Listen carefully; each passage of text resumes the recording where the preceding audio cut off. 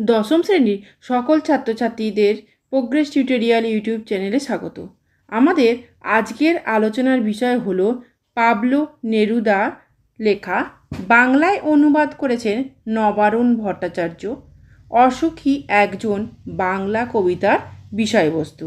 আমি সহজ সরলভাবে কবিতাটি উপস্থাপন করব, ফলে তোমাদের কাছে কবিতাটি খুব সহজ হয়ে যাবে। তোমরা ভিডিওটি প্রথম থেকে শেষ পর্যন্ত অবশ্যই দেখো। প্রোগ্রেস টিউটোরিয়াল এমন একটি চ্যানেল যেখানে নবম দশম শ্রেণীর প্রথম, দ্বিতীয় ও তৃতীয় পর্যায়ক্রমিক মূল্যায়নে কোশ্চেন প্যাটার্ন অনুযায়ী বিভিন্ন ধরনের প্রশ্ন ও উত্তর আলোচনা করা হয়ে থাকে। চলো আজকের ভিডিওটি শুরু করা যাক। অসুখী একজন কবিতা স্প্যানিশ ভাষায় লেখা। এই কবিতাটি বাংলায় অনুবাদ করেছেন নবারুণ ভট্টাচার্য। মূল কাব্যগ্রন্থের নাম বিদেশি ফুলে রক্তের ছিটে। স্পেনের গৃহযুদ্ধের প্রেক্ষাপটে এই কবিতাটি লেখা হয়েছিল।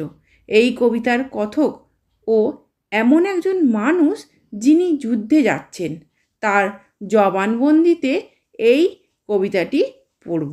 কবিতাটির নাম অসুখী একজন, লিখেছেন পাবলো নেরুদা।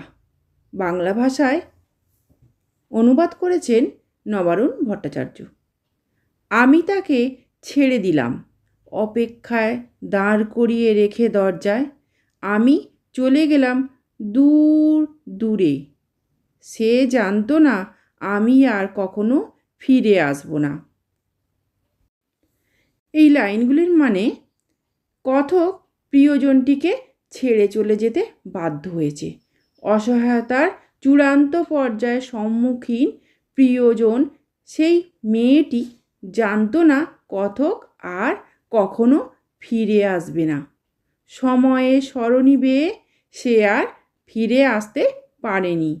শূন্যতার সুগভীর বিষাদময়তার তার মন ভারাক্রান্ত হয়েছে দিনের পর দিন। দিন থেকে সপ্তাহ, সপ্তাহ থেকে মাস, মাস থেকে বছর, আর তারপর বছরের পর বছর শেষ হয়েছে। কিন্তু মেয়েটি আপনজন যার জবানিতে কবিতাটি বিধৃত হয়েছে, সে বাবা, দাদা, ভাই, প্রিয়জন যাই হোক না কেন আর ফিরে আসেনি। তারপরের লাইনগুলো দেখো। একটা কুকুর চলে গেল, হেঁটে গেল গির্জার এক নান। একটা সপ্তাহ আর একটা বছর কেটে গেল। বৃষ্টিতে ধুয়ে দিল আমার পায়ের দাগ। ঘাস জন্মালো রাস্তায়, আর একটার পর একটা পাথরের মতো, পরপর পাথরের মতো বছরগুলো নেমে এলো তার মাথার উপর। এখানে কথক বলতে চেয়েছেন যাতায়াতের পথের ওপর রেখে যাওয়া তার পদচিহ্ন ক্রমশ মুছে গেছে। রাস্তায় ধুলোর ঘাস জন্মেছে, যা সমস্ত স্মৃতির ওপর অবরোধ ঘটিয়েছে। আর সেই ক্রমবর্ধমান ঘাসের সারি কবির কাছে মনে হয়েছে যেন এক একটা পাথরের মতো, অর্থাৎ ফেলে আসা রাস্তার স্মৃতিচিহ্নগুলো ঢাকা পড়েছে কঠিন প্রতিবন্ধকতায়, পাথরের স্তূপে। স্মৃতির ভাগ্যাকাশে ঘন মেঘের আস্তরণ, আর সেই মুছে যাওয়া বা ঢেকে যাওয়া স্মরণ চিহ্নের ওপর বছরের অনুপস্থিতিজনিত বিষাদ ভর করেছে। পরের লাইনগুলি দেখো। তারপর যুদ্ধ এলো, রক্তের এক আগ্নেয় পাহাড়ের মতো। শিশু আর বাড়িরা খুন হলো, সেই মেয়েটির মৃত্যু হলো না। এখানে বলতে চেয়েছেন যে বক্তার অনুপস্থিতির এরূপ আবহে দেশে যুদ্ধ বেঁধেছে। এ যুদ্ধ সাম্রাজ্যবাদী দ্বিতীয় বিশ্বযুদ্ধ, যা সমস্ত বিশ্বকে, মনুষ্যত্বকে নাড়িয়ে দিয়েছিল। সেই যুদ্ধ আগ্নেয়গিরির মতো ভয়াবহ মারণ ধ্বংসের লীলা নিয়ে হাজির হয়, যাতে মৃত্যু হয় গ্রাম, নগর, শিশুসহ আবাল বৃদ্ধ বনিতার। কেবলমাত্র বেঁচে থাকে উদ্দৃষ্ট মেয়েটি। সে একাকী এবং নিরুদ্দেশের যাত্রাপথে ভয়াবহ বিপর্যয়ের মুখোমুখি দাঁড়িয়ে। এই ধরনের ভিডিওগুলি পেতে চ্যানেলটি অবশ্যই সাবস্ক্রাইব করে রেখো এবং বেল আইকন প্রেস করে অল নোটিফিকেশন অন করে রেখো। এছাড়া ভিডিওটিকে লাইক ও শেয়ার করো। পরের লাইনগুলো দেখো। সমস্ত সমতলে ধরে গেল আগুন। শান্ত হলুদ দেবতারা, যারা হাজার বছর ধরে ডুবেছিল ধ্যানে, উল্টে পড়ল মন্দির থেকে টুকরো টুকরো হয়ে। তারা আর স্বপ্ন দেখতে পারল না। সেই মিষ্টি বাড়ি, সেই বারান্দা যেখানে আমি ঝুলন্ত বিছানায় ঘুমিয়েছিলাম, গোলাপি গাছ, ছড়ানো করতলের মতো পাতা, চিমনি, প্রাচীন জল তরঙ্গ সব চূর্ণ হয়ে গেল, জ্বলে গেল আগুনে। এখানে কতক বলতে চেয়েছেন যুদ্ধের আগুন ও তার দাবদাহে আগ্নেয়গিরির মতো পাহাড়ের উচ্চতায় বিধ্বংসী রূপ নিয়ে আছড়ে পড়ল সমতলের ওপর। আসলে এ হলো পরমাণু বোমার বিধ্বংসী রূপ। সেই যুদ্ধের রেশ সমগ্র বিশ্বে মানব সভ্যতাকে এক চরম সন্ধিক্ষণে দাঁড় করায়। মানুষ বিপদের দিনে ঠাকুর দেবতা ওপর ভর করে নিজের বিপদ থেকে পরিত্রাণ পাওয়ার আশা করে যেখানে পূজা অর্চনা করে এসেছেন, সেই দেবভূমিগুলি বা দেবালয় পর্যন্ত যুদ্ধের আগুনে ভেঙে পড়েছে।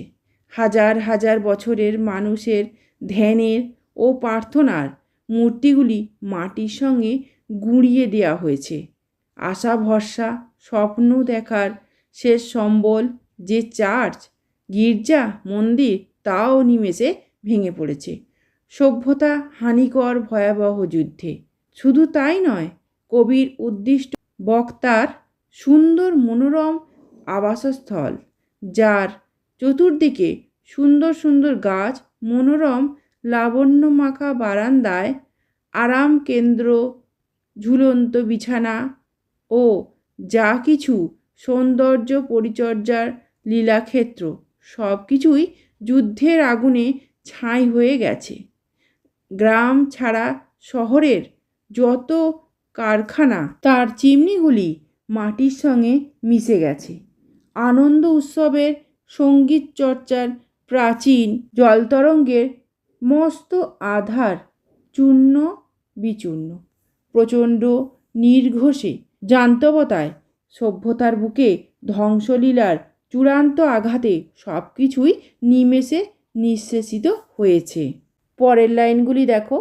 যেখানে ছিল শহর, সেখানে ছড়িয়ে রইল কাঠকয়লা, দোমড়ানো লোহা, মৃত পাথরের মূর্তির বিভৎস মাথা, রক্তের একটা কালো দাগ, আর সেই মেয়েটি আমার অপেক্ষায়। এখানে কতক বলতে চেয়েছেন সুন্দর শহরের বুকে আছড়ে পড়া অকাল যুদ্ধের বিভীষিকায় জীবন সৌন্দর্য হারিয়ে এক শ্মশানের শান্তি বিরাজিত, যা ছিল সৌন্দর্যের লীলাভূমি। তার সর্বত্র ছড়িয়ে রয়েছে পোড়া কাঠকয়লা, দোমড়ানো লোহা লক্কর, আর দেশের চিরায়ত সৌন্দর্যের আকর যে স্থাপত্য ভাস্কর্য সুষমা, তা ভেঙে চুরে মাটির সঙ্গে মিশিয়ে দেওয়া হয়েছে।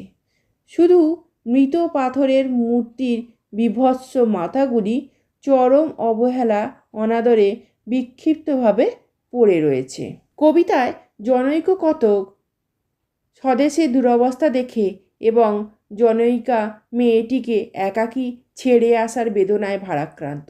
তার স্বপ্নের জন্মভূমিতে বা নিজের বাড়ির চতুর্দিকে শুধু শ্মশানের নিস্তব্ধতা, যুদ্ধের বিধ্বংসী আঘাতে খুন হয়ে যাওয়া মানুষের রক্ত, যা কিনা দীর্ঘ সময় কালো হয়ে রয়েছে। সেখানে কেবলমাত্র সেই মেয়েটি একাকী চরম অসহায় মুখে দণ্ডায়মান। বক্তার চলার রাস্তা মুছে গিয়ে রক্তের দাগে রাস্তা তৈরি হয়েছে বলে কবির অভিমত। এই কবিতা প্রেম এবং বিদ্রোহের কবিতা। প্রতিবাদ, মানবতা ও দেশপ্রেমের আদর্শ এখানে বিধৃত। আজকের আলোচনা এই পর্যন্তই। আশা করছি তোমরা এই কবিতাটির বিষয়বস্তু বুঝতে পেরেছ। পরবর্তী ক্লাসে এই কবিতার প্রশ্ন উত্তরগুলি আলোচনা করব, তাই প্রত্যেকটি ক্লাস তোমরা ফলো করো। এছাড়া আমি তোমাদের জন্য আরও ইতিহাস, ভূগোল, বাংলার প্রশ্নোত্তরের ক্লাস নিয়ে আসছি, তোমরা সেগুলো ফলো করো। এই ভিডিওটি যদি ভালো লেগে থাকে তাহলে অবশ্যই লাইক, কমেন্ট, শেয়ার করো এবং চ্যানেলটিকে অবশ্যই সাবস্ক্রাইব করো। এছাড়া প্রোগ্রেস টিউটোরিয়াল ফেসবুক পেজটি লাইক ও ফলো করে রেখো, যার লিঙ্ক ডেসক্রিপশন বক্সে দেওয়া আছে। আজকের ভিডিও এই পর্যন্ত। ধন্যবাদ।